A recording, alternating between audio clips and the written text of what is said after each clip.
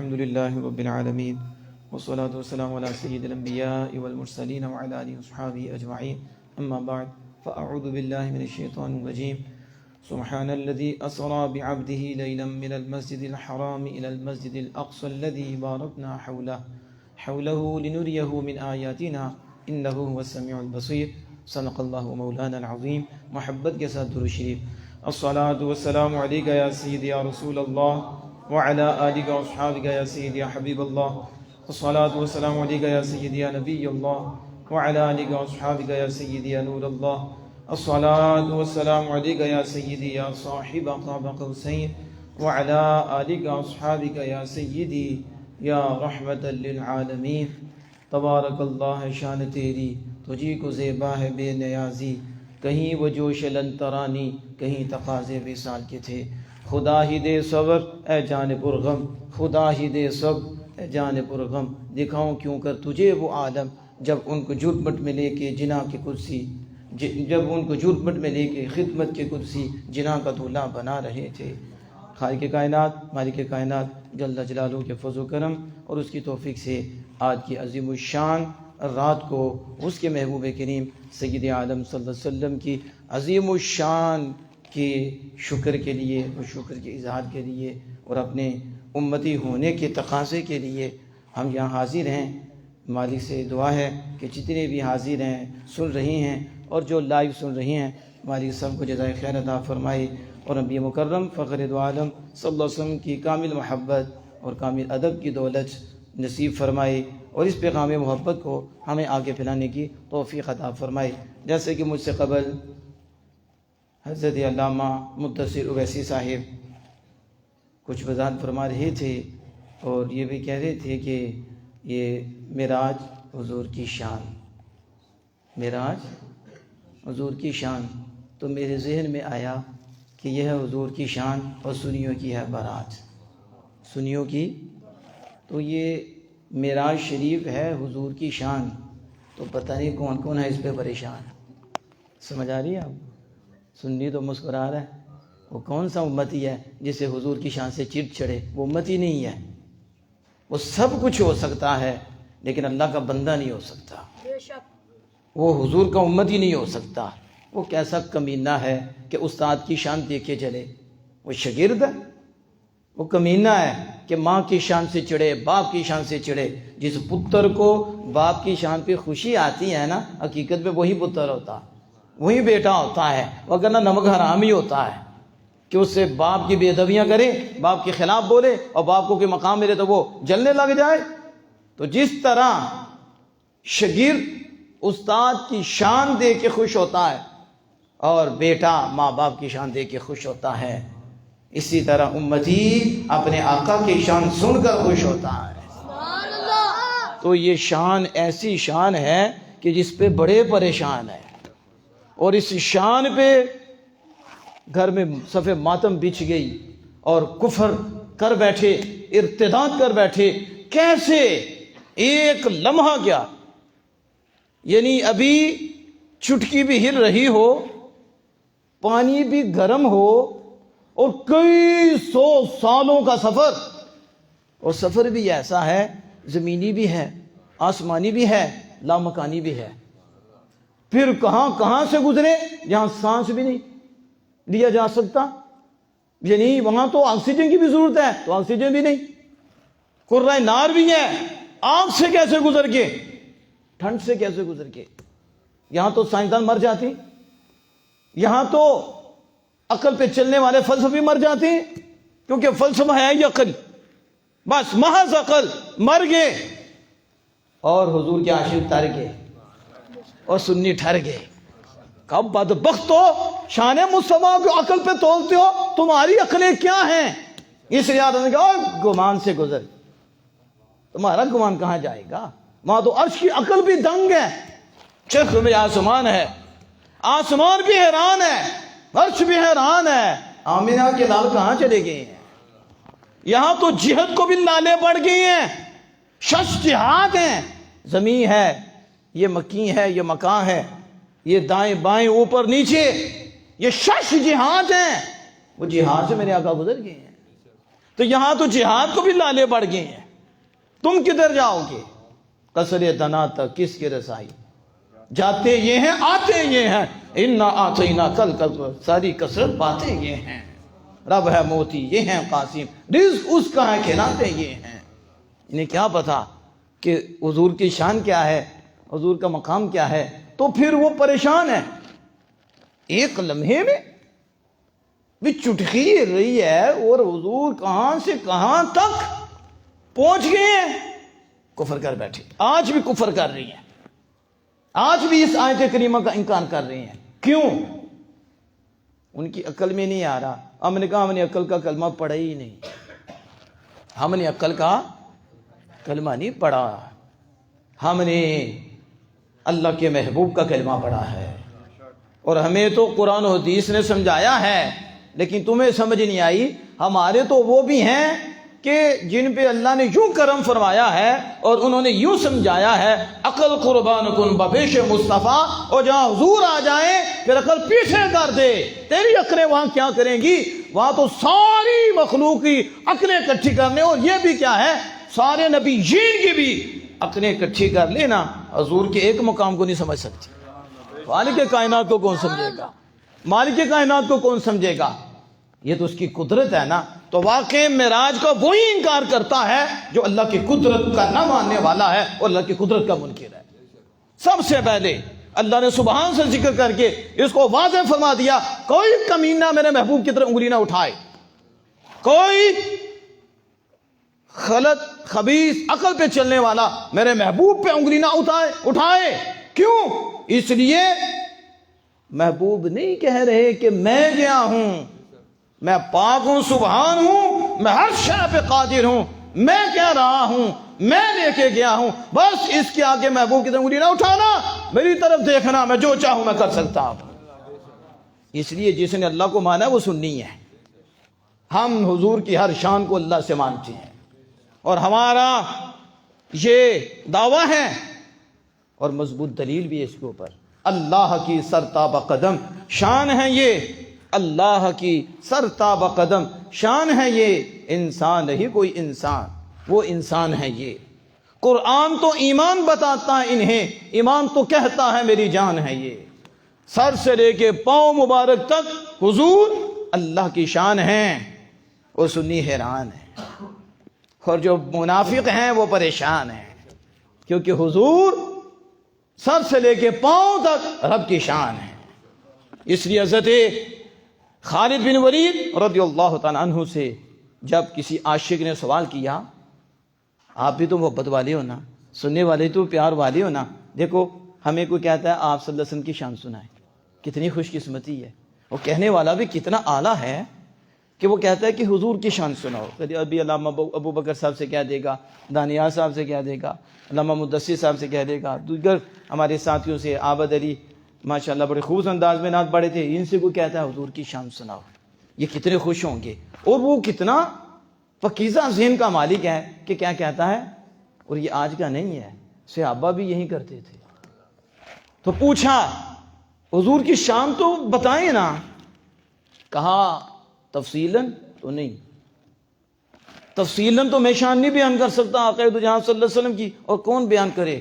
زندگیاں ختم ہو گئیں، قلم ٹوٹ گئے، زندگیاں ختم ہو گئیں، قلم ٹوٹ گئے، مگر تیرے اوصاف کا ایک باب بھی مکمل نہ ہو سکا. کون کرے؟ تیرے وصف تو عیب تناہی سے ہے بری. میرے اعلیٰ حضرت بولے تیری عقل کی ترکڑی کیا ہے؟ یہ ترکڑی بھی نہیں اسے کہنا چاہیے، تمہارا تو ترک کہنا چاہیے. کیا تمہاری عقل کی ترکڑی ہے؟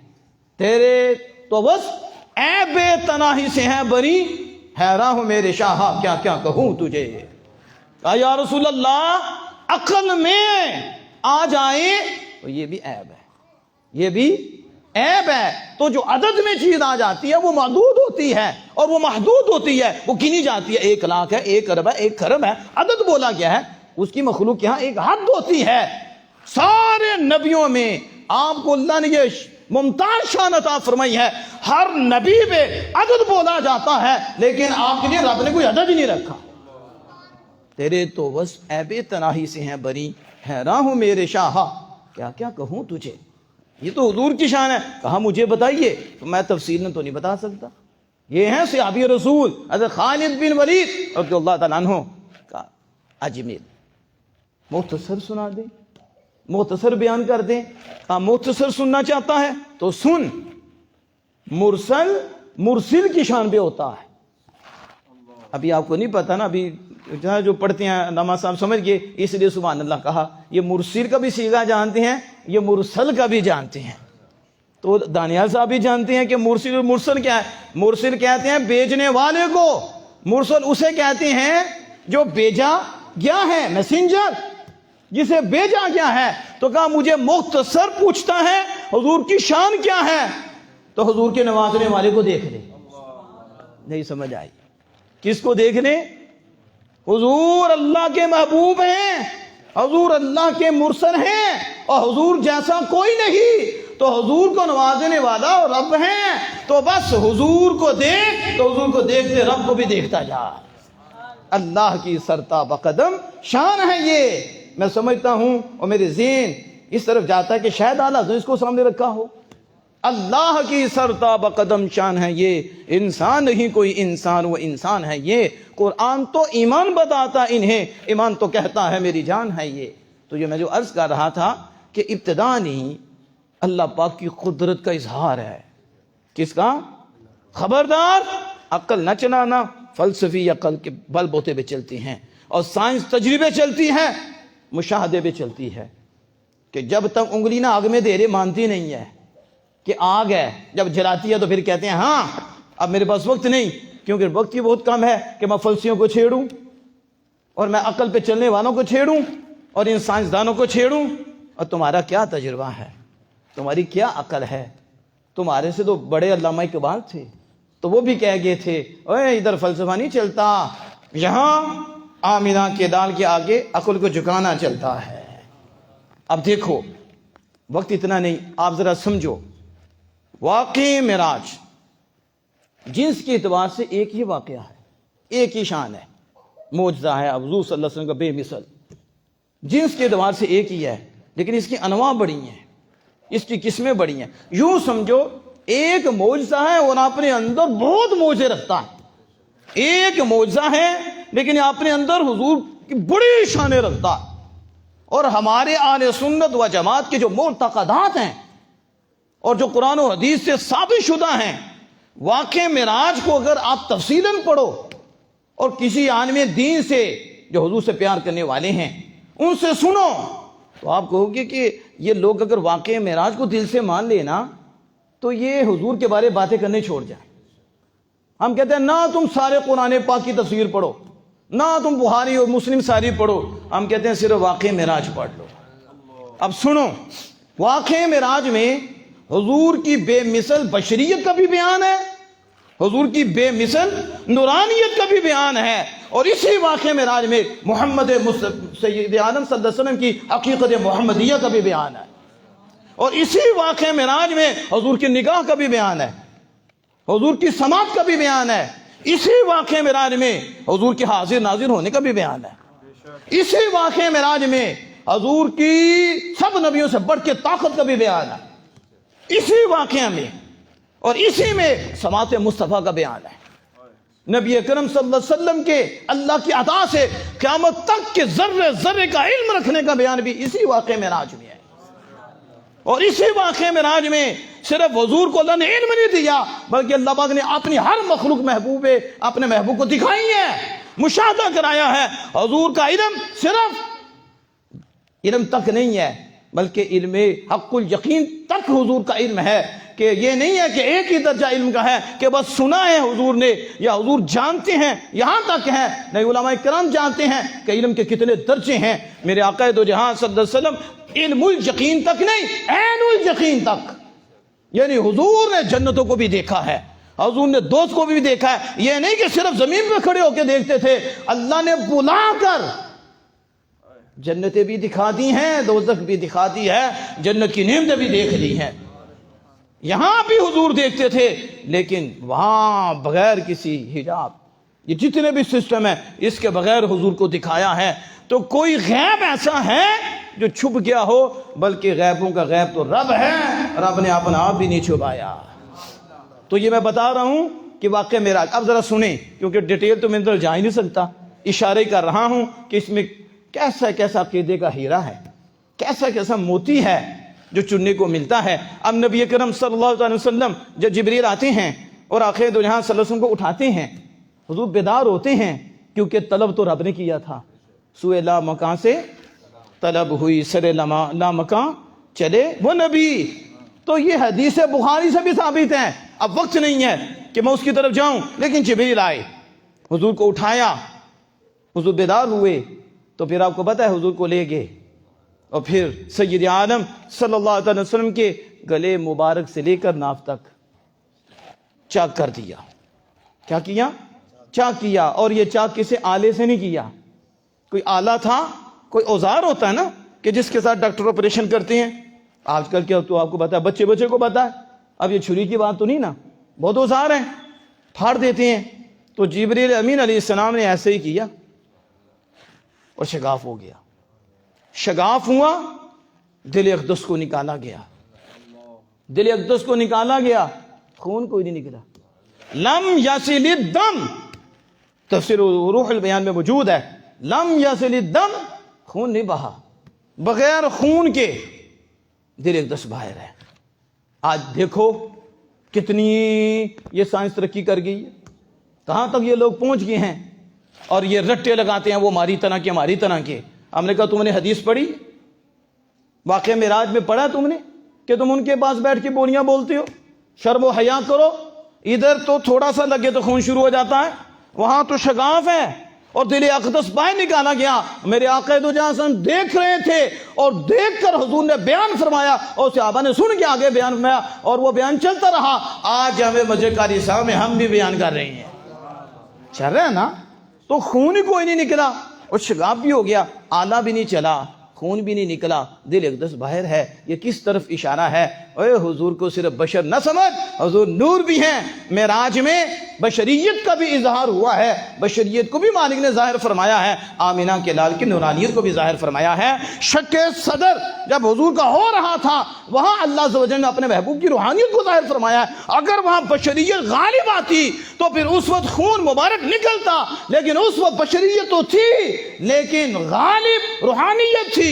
تو جب روح غالب ہوتی ہے تو پھر روح کا ظہور ہوتا ہے, نورانیت کا ظہور ہوتا ہے. اور جب جسم غالب آتا ہے تو پھر جسم کا ظہور ہوتا ہے. اس لیے احد کے مقام پر جسم کا غلبہ تھا تو خون نکلا, اور اس مقام پر روح کا غلبہ تھا اور شک صدر بھی ہو گیا, دل اقدس بھی نکل گیا, خون نکلا نہیں. کیوں نہیں نکلا؟ اس لیے اللہ نے بتا دیا ہماری حکمتیں ہیں. کبھی محبوب کی جسم کو غالب کر کے جسمانیت کا ظہور کر دیتا ہوں, کبھی نورانیت کو غالب کر کے روحانیت کا ظہور کر دیتا ہوں.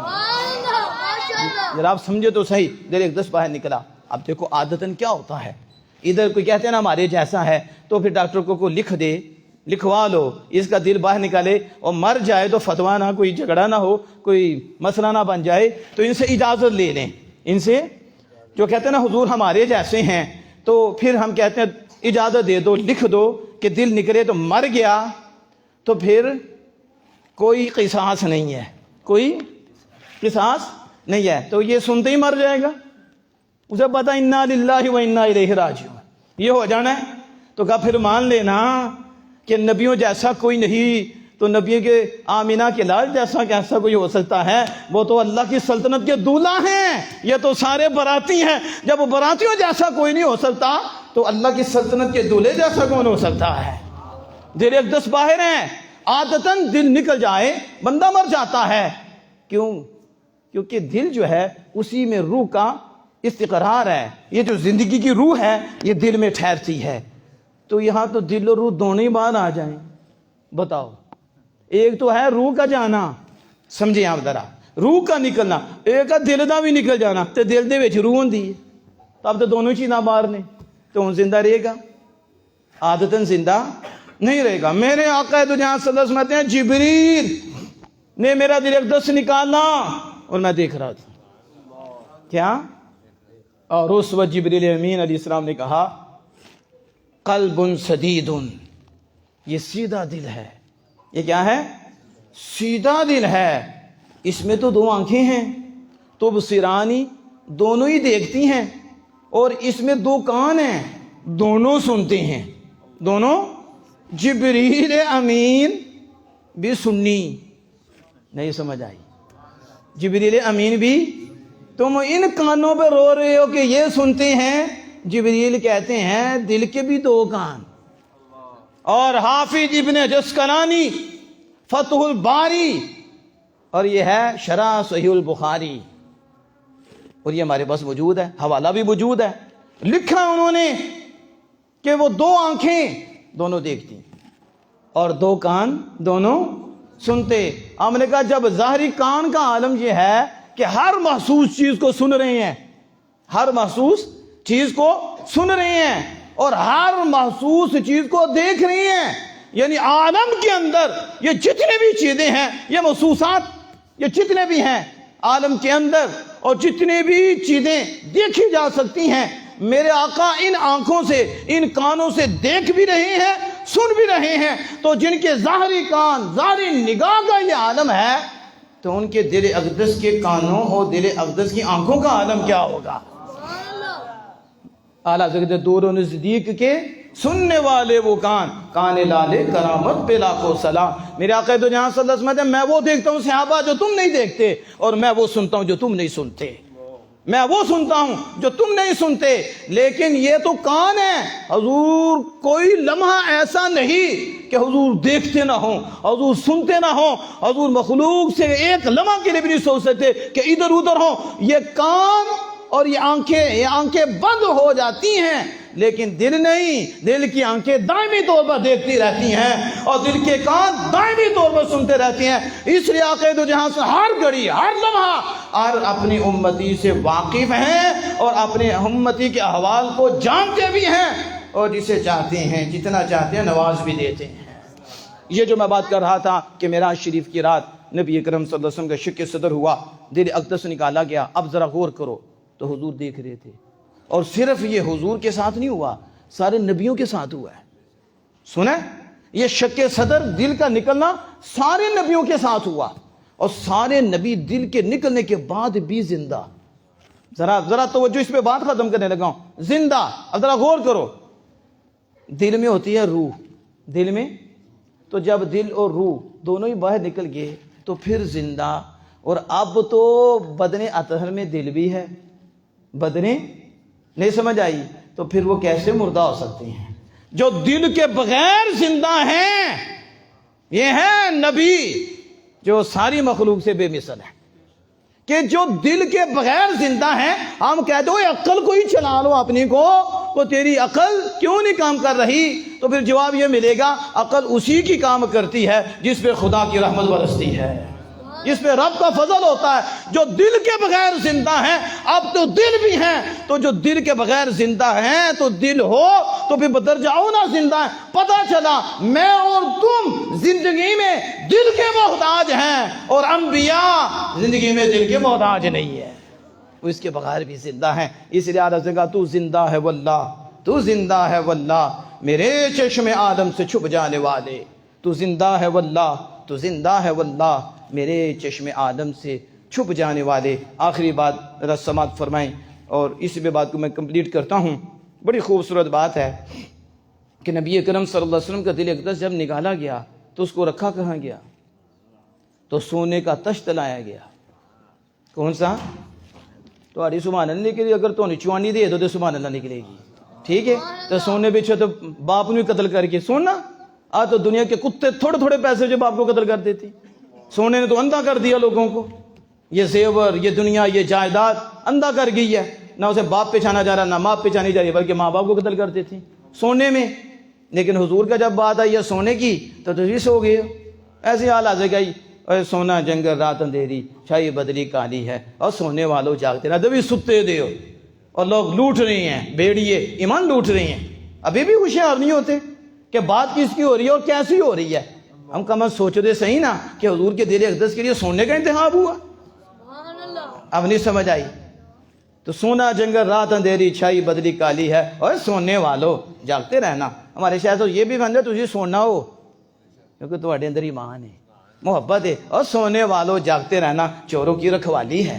چنگے ستے دیو انجھے 10 روپے واسے جاگ کے رہن دیو ایمان سے مرے ہوں دیو خوش ہوا کرو شکر ادا کیا کرو سنو سونے کا تشت لایا گیا اور اس میں قلب حضرت کو رکھا گیا اور اس کے اندر حکمت اس کے اندر ایمان آگے بھی حضور کا ایمان کیا بات ہے اور اضافہ حکمت کا اضافہ لیکن کہنے والوں نے کہا کہ حضور سید عالم صلی اللہ علیہ وسلم کے دل اقدس کے لیے سونے کا تشت کیوں لایا گیا کہا اس لیے کہ ان دانتوں میں سب سے اعلیٰ دانت اور سب سے افضل دانت وہ سونا ہے تو جب آمنہ کے لال جیسا دل کسی کا نہیں حضور کا دل اعلیٰ ہے سونا کیا ہے ہر شے حضور سے ہے تو اعلیٰ کے لیے اعلیٰ ہی کا انتخاب فرمایا ہے نہیں سمجھ آئی اعلیٰ کے لیے اور تسی بھی اعلیٰ ہونا رب نے تھوڑا انتخاب فرمایا ہے اس لیے اعلیٰ سے کہا وہ ہمارے نبی وہ ہمارے نبی ہم ان کے امتی